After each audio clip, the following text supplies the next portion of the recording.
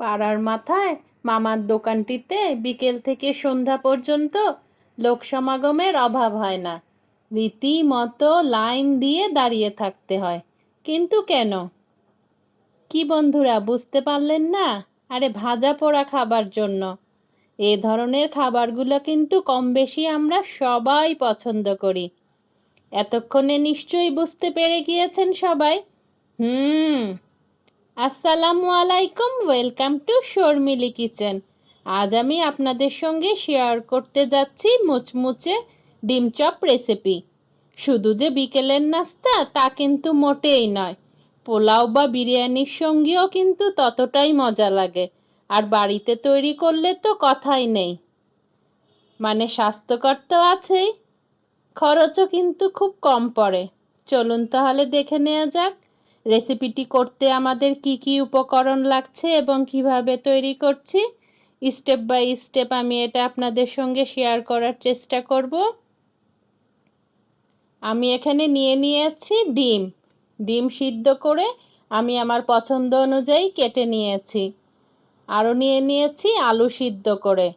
আরও নিয়েছি আমি এখানে লবণ, ধনেপাতা কুচি, কাঁচামরিচ কুচি, পেঁয়াজ কুচি, গরম মশলা তেলে গুঁড়ো করে নিয়েছি, জিরা, ধনে, শুকনা মরিচ তিনোটাই তেলে গুঁড়ো করে নিয়েছি।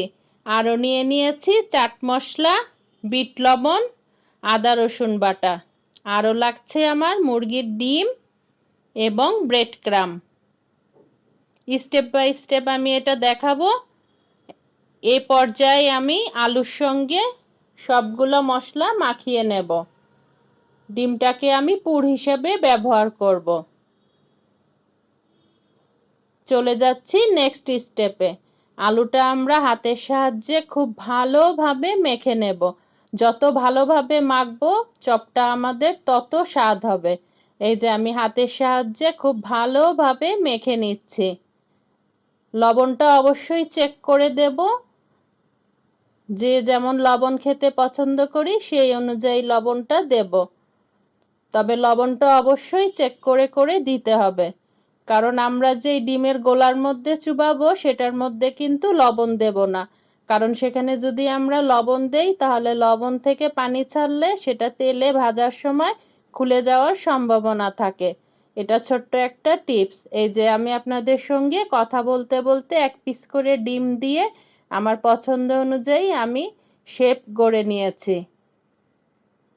যে যে শেপের পছন্দ করি, লম্বা শেপ, গোল শেপ, সেভাবেই আমরা তৈরি করে নেব। সাইজটাও ছোট বড় যার যার পছন্দ অনুযায়ী তৈরি করে নেব। আমি এখানে লম্বা করে তৈরি করেছি। এই যে ডিমটা এইভাবে দিয়ে আমি তৈরি করে নিয়েছি সবগুলো। এখন চলে যাচ্ছি ডিম ফেটিয়ে নিয়ে ডিম এবং ব্রেড ক্রাম্ব লাগিয়ে নেব। এই যে এই ডিমটার কথা বলেছি, এই ডিমে কিন্তু আমরা কোনো লবণ ইউজ করব না। এই যে আমি এই ডিমে চুবিয়ে নেব প্রথমে, তারপরে ব্রেড ক্রাম্বে গড়ে নেব। একটা স্পুনের সাহায্যে ডিমটা লাগালে তাহলে আমাদের ব্রেড ক্রাম্বটা নষ্ট হবে না। এই যে এভাবে ব্রেড ক্রাম্ব দিয়ে হাতের সাহায্যে চেপে চেপে তারপরে আমরা ভাজাতে চলে যাব। ভাজার জন্য আমরা তেলটাকে ভালোভাবে গরম করে জাল কমিয়ে তেলটা একটু ঠান্ডা করে নেব। তারপরে মিডিয়াম টু লো ফ্লেমে 2 পাশটা 4-5 মিনিট করে ভেজে নেব। যার চুলার ফ্লেমে যেরকম সেভাবেই আমরা ভেজে নেব। এই যে আমি তৈরি করে নিয়েছি সবগুলো চপ। এক একজনের চুলার ফ্লেম এক এক রকম, কারো হিট একটু বেশি কারো কম, সেই অনুযায়ী আমরা চপগুলো ভেজে নেব। দেখতে দেখতে যদি ভিডিওটি ভালো লেগে যায় ছোট্ট একটা লাইক দিয়ে পাশে থেকে যাবেন এবং চ্যানেলটিকে নতুন বন্ধু হলে সাবস্ক্রাইব করে দেবেন। আর যারা সাবস্ক্রাইব করেছেন তাদেরকে অসংখ্য ধন্যবাদ। এই যে আমার চপগুলা ভাজা হয়ে গিয়েছে। আজ আসি, আবারও চলে আসবো নতুন কোনো ভিডিও নিয়ে। আল্লাহ হাফেজ, আসসালামু আলাইকুম।